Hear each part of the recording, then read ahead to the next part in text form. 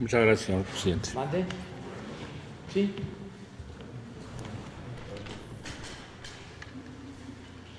Ocho columnas.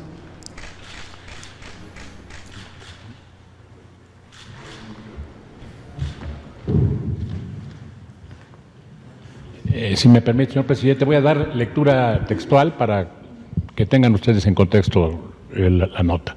Esta nota que la publica Reforma, además tuvo repercusión en otros medios, de manera que es importante conocerla. Aquí se cita que avanza Santa Lucía sin tener los estudios previos, especialmente aquellos que se refieren a la aeronavegabilidad, que debió ser aprobada antes de construir. El texto cita que el Aeropuerto Internacional de Santa Lucía empezó a construirse desde octubre pasado, pero los estudios de aeronavegabilidad que debieron estar antes de iniciar las obras no van ni a la mitad. Mientras el avance físico era del 19.3% al 10 de junio pasado, el de estudios aéreos es de apenas el 45%, revela el segundo informe de gobierno. Aquí quiero comentar a ustedes que efectivamente el segundo informe de gobierno en cuanto a Santa Lucía habla de los estudios de aeronavegabilidad, pero los estudios de aeronavegabilidad comprenden muchas cosas, no solo el rediseño del espacio aéreo, sino también implica la capacitación de la gente que está, de los controladores de tráfico aéreo, los estudios de detalle del diseño de las cartas de navegación, y como se citó aquí, faltan muchos días para la terminación de la obra y naturalmente esa parte se deja para el espacio final. Para diciembre del año que entra, naturalmente que se contará con toda la información de detalle que es necesaria. Los estudios de aeronavegabilidad quedaron completos desde prácticamente desde el primer semestre del año pasado. Aquí se cita también, los estudios de aeronavegabilidad definen la capacidad del espacio aéreo, cuántas aeronaves pueden aterrizar y despegar en determinado periodo, el total de pistas posibles, si hay obstáculos para los vuelos y si puede operar en armonía con el Aeropuerto Internacional de la Ciudad de México, por ser una obra complementaria, explicó el abogado consultado, Rogelio Rodríguez. Los estudios son absolutamente necesarios y es riesgoso no tenerlos completos porque si se encuentra algo que no vaya de conformidad con la aeronavegabilidad, se habrá construido un aeropuerto que no cumple sus fines. Aquí comento, adelante, que hemos hecho el estudio, ha tenido un estudio detallado el Aeropuerto Internacional de Felipe Ángeles. Adelante, si están mal. Entramos a la siguiente lámina. Adelante. Desde antes de la toma de posesión, hubieron, como ustedes recuerdan, una gran difusión mediática contra el aeropuerto de Santa Lucía y por la interferencia de los espacios aéreos entre el aeropuerto de la Ciudad de México y el de Santa Lucía. Se hablaba incluso de que esa interferencia iba a reducir significativamente las capacidades de los aeropuertos y que además podían haber incluso cursos de colisión. Se hizo un estudio que se le encargó a la empresa tal vez más reputada del mundo en el desarrollo de los estudios de aeronavegabilidad, que es NABLU, una empresa del grupo del consorcio de Airbus Industries, que es una empresa europea muy relevante. Ella concluyó precisamente que el estudio de factibilidad técnica de las operaciones simultáneas entre Santa Lucía y el aeropuerto Benito Juárez era totalmente compatible. La conclusión del estudio revela que es técnicamente factible, se dijo desde el mes de octubre de 2018. Adelante. Esto, como ustedes se imaginan, implicó el conceptualizar muy bien los espacios aéreos, el cómo estaba ese trabajo. Para mayo del año pasado ya se habían definido con la participación también de NABLU, pero especialmente con nuestros técnicos del CENEAM que estuvieron trabajando desde mucho tiempo antes, la Dirección General de Aeronáutica Civil, el grupo de consultor de aeropuertos de París y el arquitecto maestro, se trabajó en la definición de los umbrales de las pistas, en dónde debieran empezar, qué longitud debieran de tener las pistas, cuáles eran las coordenadas geográficas específicas que debieran de tener, qué desplazamiento debieran de tener las pistas. Se determinó que el rumbo, es decir, la orientación de las pistas, era precisamente la que tenían ya las pistas de Santa Lucía. Ahí existía un aeropuerto y ese aeropuerto estaba funcionando con la capacidad necesaria para las operaciones militares, y especialmente cuando hay contingencias de DN3, pues es muy importante la cantidad de vuelos que realizan. De manera que era un aeropuerto probado, pero así, naturalmente para la operación que va a haber, porque tratarse de un aeropuerto de las grandes capacidades que nos dará hasta el año 2050 y más allá, era indispensable ubicar aquí además las pistas a dónde debieran de empezar, dónde salir para que no tuvieran ninguna interferencia de algún obstáculo, y se hicieron corrimientos hasta de 1,800 metros al sur de la pista actual para la pista derecha y de 200 metros para la pista izquierda. En fin, de acuerdo con los análisis realizados por el CENIAM, que fueron ratificados por el grupo de expertos, se consideró pues que las operaciones entre Toluca, la Ciudad de México y el aeropuerto de Santa Lucía eran perfectamente factibles, cumplían con la normatividad de la Organización de la Aviación Civil Internacional para los procedimientos de vuelo, tanto de salida como de aproximación, ya que se lograrían gradientes óptimos según los requisitos de performance establecidos. Adelante. Han habido una buena cantidad de publicaciones que además ha sacado la propia empresa esta a la que me refería, en Blue, y aparece pues desde luego la parte de Santa Lucía, de los conceptos operacionales de todo el sistema del Valle de México, y aquí entro en uno de los temas más relevantes de lo que se ha hecho en el rediseño de los espacios aéreos. El espacio aéreo actual es un espacio que ha estado trabajado con algo que se llaman ayudas en tierra, localizadores en tierra, que son radiofaros. Ahora estamos entrando en una etapa en donde el rediseño del espacio aéreo se usa con coordenadas espaciales definidas con la navegación satelital. Y es un gran cambio, una revolución, acorde con lo que es la cuarta transformación, porque le vamos a dar a todo el espacio aéreo un rediseño completo, como lo vamos a ver ahora. Estos estudios han permitido definir muy bien para Santa Lucía, pero también para el aeropuerto de la Ciudad de México, para Toluca, para el de Cuernavaca, para el de Puebla, cuáles van a ser los espacios y cómo se van a vincular con el resto de los aeropuertos del país y los aeropuertos en el extranjero. Adelante. Aquí tienen una imagen a la que pueden ustedes tener acceso desde su teléfono celular, de lo que se llaman los rastreadores de vuelo.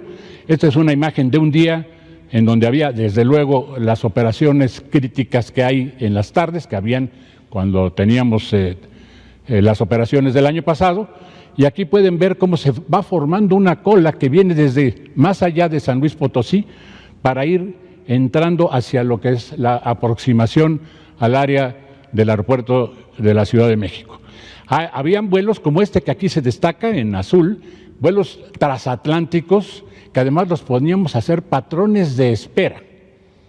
Los ponemos a hacer patrones de espera antes de incorporarse a la secuencia que aquí se muestra.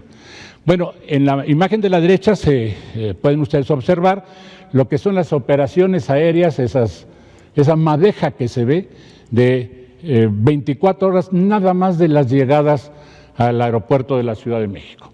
Aquí pueden ustedes apreciar que hay un embudo que se va formando en la secuencia de cola de acceso y que todos entran a un lugar que se llama el BOR San Mateo, está en la zona de San Mateo, en el Estado de México. Ahí quedan todos alineados para poder ir incorporándose hacia las pistas 5 derecha o 5 izquierda. Generalmente utilizamos una pista para despegues y otra pista para aterrizajes en el aeropuerto de la Ciudad de México. Adelante. Esto tenía que ser rediseñado.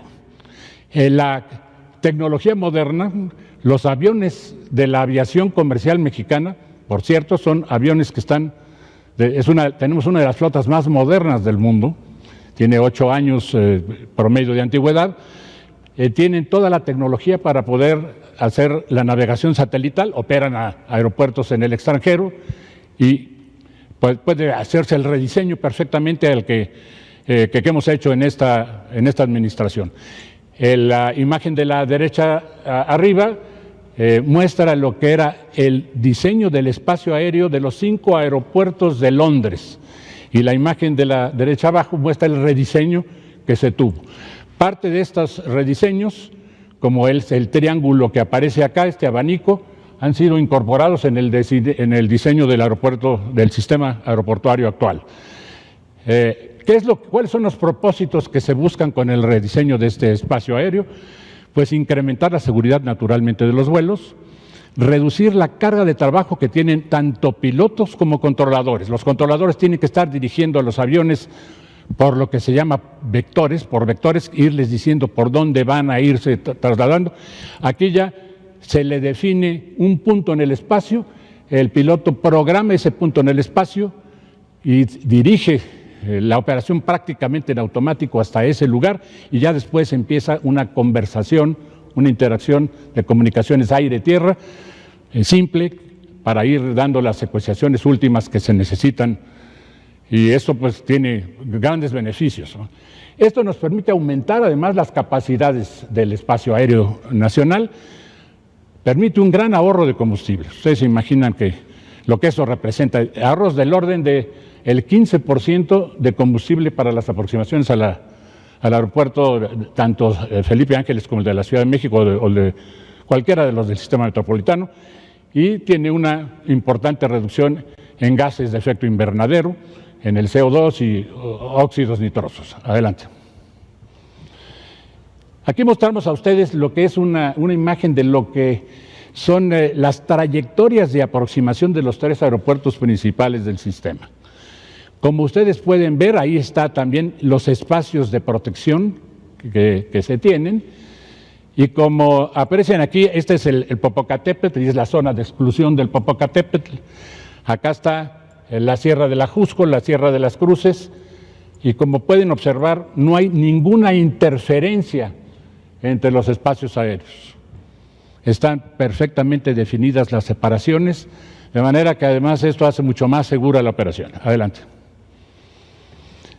Esta es una imagen de simulación a máxima capacidad para lo que pudiera ser las operaciones para el año 2050, 30 años de distancia del día de hoy, digamos, a donde se muestra cómo están estos abanicos de acceso. Para darles una idea, un avión accede por alguno de los puntos del norte, puede tomar cualquiera o venirse de forma directa para incorporarse y aterrizar, o puede, si hay una gran carga de aviones que vienen de cualquier otra de las secuencias, puede simplemente trasladarse un poco más y meterse en la secuencia. Y así se puede ir haciendo con todos los aviones. Este es un diseño que tiene escasos 10 años de haber sido incorporado en Noruega, y ya después ha sido incorporado en varios de los aeropuertos de lo que le llaman las metroplexes de Europa, y lo vamos a tener en el aeropuerto de la Ciudad de México a partir de diciembre de este año, para darles a ustedes una idea de lo que es el rediseño del sistema. Adelante. Bueno, aquí tienen lo que es una simulación rápida. Nuestros controladores de tráfico aéreo han venido trabajando en esto. Han estado, además, tenemos pilotos que están en un cuarto haciendo los vuelos, y tenemos a los controladores en otro cuarto, y están capacitados en todas las secuencias de procedimientos que aquí se establecen, ¿no? Los puntos de acceso son estos que están acá, por ejemplo, de un lado y del otro, y luego se les va moviendo de conformidad con la cantidad de aviones que hay en el espacio aéreo. Y lo mismo ocurre con cada uno de esos triangulitos que están ustedes viendo. Aquí tenemos también Toluca, en esta parte, Cuernavaca y el aeropuerto de Puebla. Adelante. Quiero decirles que esto ha sido naturalmente tratado con pilotos, se le ha presentado a los expertos de la Organización Civil Internacional, de IATA, de Canaero, a las aerolíneas nacionales e internacionales, al Colegio de Pilotos Aviadores. Hubieron una buena cantidad de reuniones. Ellos presentaron todas sus objeciones, sus preocupaciones, a dónde veían riesgos. A todas las respuestas, las preguntas se les dio respuesta, se consideraron además las sugerencias que ellos hacían, y hubieron algunas modificaciones a las coordenadas exactas de alguno de estos puntos. Todas se tomaron en cuenta por parte de los técnicos de CENIAM, por los ingenieros de CENIAM y por los de NABLU, y así se hizo el rediseño del sistema. Adelante. Esta es una muestra de lo que son las cartas de navegación de la zona central. Bueno, les informo que más de 500 cartas de navegación han sido publicadas ya, se encuentran en lo que se denomina el PIA, el Manual de Información Aeronáutica, publicaciones de información aeronáutica. Antes eran unos manuales así gruesos que cargaban los pilotos en sus maletines. Ahora todo esto está digitalizado y ahí tienen las posiciones geográficas a las que me estaba yo refiriendo. Ya hemos editado más de nuevas cartas, más de 50 nuevas rutas aéreas, se ha capacitado a más de 150 controladores aéreos en lo que es todo este nuevo espacio de la zona central. La modificación que se hace al espacio en la zona central implica modificaciones en el resto del país, porque hay cambios que tienen que hacerse para llegar a los puntos de destino, de acceso a la zona metropolitana, y se han reubicado equipos de comunicación aire-tierra, y se están también incorporando equipos de vigilancia automática que permiten posicionar mucho mejor cada uno de los aeronaves en las zonas de aproximación. Adelante. Aquí tienen ustedes lo que son el CONOPS, el concepto operacional con sus rutas de acceso principales a lo que es el sistema. Es una zona amplia, vasta, central. Y aquí mostramos a ustedes las economías que se van a tener en distancias y por lo tanto en combustible. Esto representa pues un rediseño muy ventajoso para las aerolíneas que vuelan a cualquiera de los aeropuertos que están en la zona céntrica, no solo estos a los que me refería, también a Querétaro y a los demás aeropuertos de la zona circunvencina, hasta Acapulco incluso, ¿verdad? Pero todos estos accesos están muy bien armados. Adelante. Tendremos pues economías del orden del 15% de combustible, como les decía a ustedes, con las implicaciones que tiene además ecológicas. En diciembre de 2020, estamos a unos meses de que entre en operación esta primera fase del rediseño del espacio aéreo mexicano. Está, como les digo, como se los he informado a ustedes, es una navegación basada en satélites, ¿no? Hay una implementación de los puntos estos de confluencia, a los que me referí también, y se tienen los procedimientos de salida y llegada, además con descenso continuo. Un avión en estos momentos generalmente viene descendiendo, desciende y vuelve a estabilizarse, vuelve a motorizarse, se le llama en la jerga, ¿no? Vuelve a motorizarse el avión y otra vez es horizontal y luego viene otro escalón de descenso. Esto tiene implicaciones en ruido, en consumo de combustible, etc. Ahora van a poder descender uniformemente para poder hacer tanto los descensos como los ascensos de una manera mucho más clara con las economías de combustible correspondientes. Adelante. Vamos a ver ahora un video que les da una idea de cómo está este rediseño del sistema. Pista 04, control de la aproximación, información. Las necesidades aeroportuarias de nuestro país están cambiando. En la actualidad, se realizan en promedio más de 1,200 operaciones por día en el Aeropuerto Internacional de la Ciudad de México, que se solventan con 2 pistas de aterrizaje. Esto se traduce en demoras, mayor gasto de combustible para las aerolíneas e incremento en el impacto ambiental y sonoro para los habitantes de la zona metropolitana. Con la próxima expansión aeroportuaria, integraremos una transformación vital al instaurar el sistema PBN, la navegación basada en las características de la aeronave. Esto es la integración de los sistemas tecnológicos en tierra y aire, así como las habilidades mejoradas de pilotos y controladores. El sistema PBN mejorará el alcance de señal debido al uso de satélites. Nos permitirá rediseñar el espacio aéreo y distribuir de forma más eficiente los flujos de aeronaves. Atraerá grandes beneficios al mercado de aviación mundial, como aumento en la seguridad, mejora en los perfiles de vuelo, ahorro en combustible y en millas recorridas, reducción en cargas de trabajo para pilotos y controladores y reducción en emisiones de CO2 para el cuidado del medio ambiente. Estos diseños del espacio aéreo se utilizan en ciudades donde existen varios aeropuertos, como son Londres, París o Nueva York. Hoy es nuestra oportunidad para colocar el espacio aéreo de México en el lugar al que corresponde, dada la creciente demanda. Con la incorporación del sistema aeroportuario metropolitano, que incluye los aeropuertos internacionales de Santa Lucía, Toluca y Ciudad de México, haremos la transformación vital de la estructura del espacio aéreo. En la Secretaría de Comunicaciones y Transportes estamos listos para la transformación del control aéreo, con un diseño que funcione a su máxima capacidad y cubra las necesidades del futuro.